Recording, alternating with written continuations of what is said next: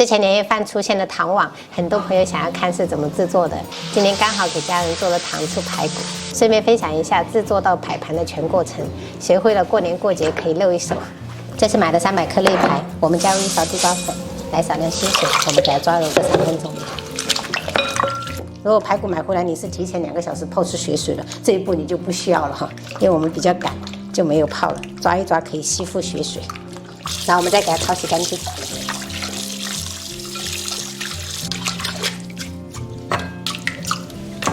小以后我们给它焯水一下，加入姜片、葱节，多一点的料酒，大火烧开。烧开以后，这些粉末要及时打掉哈。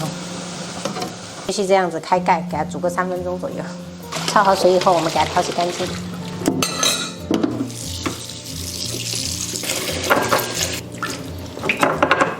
锅洗干净，我们开始操作。锅里面我们来一些油，加入35克的冰糖，给它炒化。朋友们，炒这个冰糖的话，我们全程小火炒，不需要炒出糖色哈，只要调变色就可以。炒至冰糖化开，然后变黄色，我们下入这个排骨，翻炒均匀。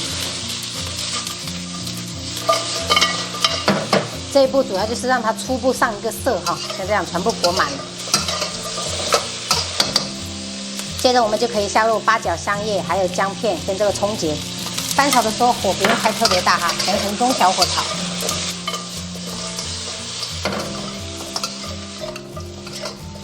料头炒香以后，我们就沿锅边喷一圈料酒去腥增香，然后再来30克的9度米醋，再翻炒个几下。接着我们就可以倒入开水，盖住排骨。调味的话，我们加入盐，大概1勺半的酱油，再来一点点老抽上色。我好像听到我小姑来了，然后我们盖上盖子，调中小火，给它炖个30分钟。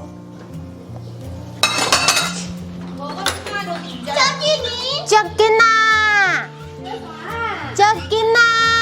没什么啊？这不，这是谁？我是谁？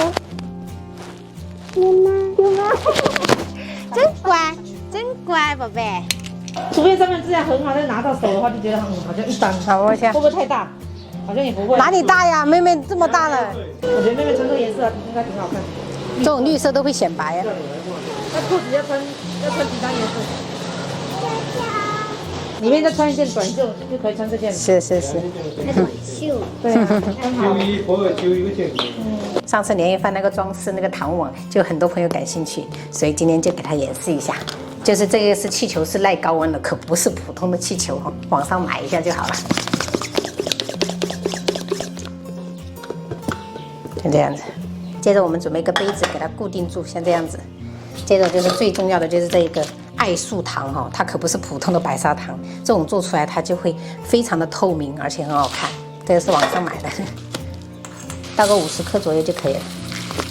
熬糖浆的话，一定要用电磁炉哈，就调成50度左右，就低温的，不用加水，直接这样熬。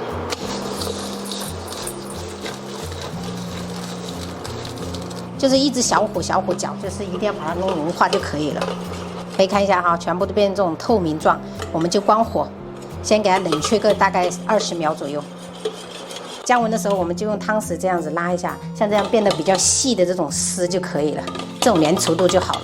然后就是甩的话就随意左上这样甩。